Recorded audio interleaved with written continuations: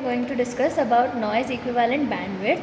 Noise equivalent bandwidth is used to measure the extent of degradation in the quality of a message signal. So in a message signal, when it goes through a channel, there is obviously some sort of noises and some sort of degradation. The presence of noise source in communication devices affects its output signal quality. Now this can be expressed in this equation. Here h of f is the filter transfer function and eta is the input noise PST. Okay.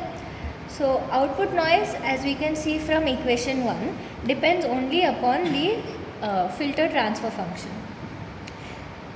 Then we can write the bandwidth as follows, like this equation, where GO is max available power gain. Then when you solve this equation, you get this. Okay. Once you solve equation number 1, it becomes N naught equals to G naught eta Bn. This is the noise bandwidth. For ideal filters, the noise bandwidth is equal to the bandwidth of the filter, whereas for practical filters, noise bandwidth is greater than half power, that is 3 dB bandwidth. Okay. To recap the concept, noise equivalent bandwidth is used to measure the extent of degradation in the quality of the message signal. The presence of noise source is in communication devices affects its output signal quality.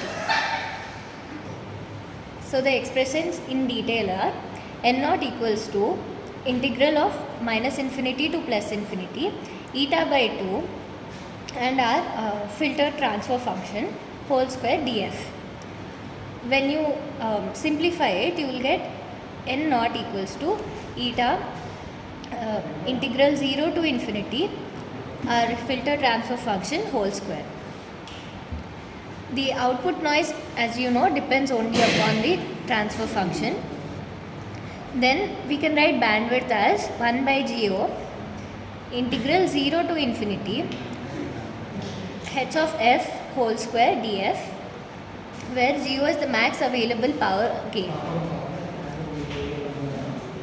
This way, from equation 1, it becomes N naught equals to G naught eta Bn.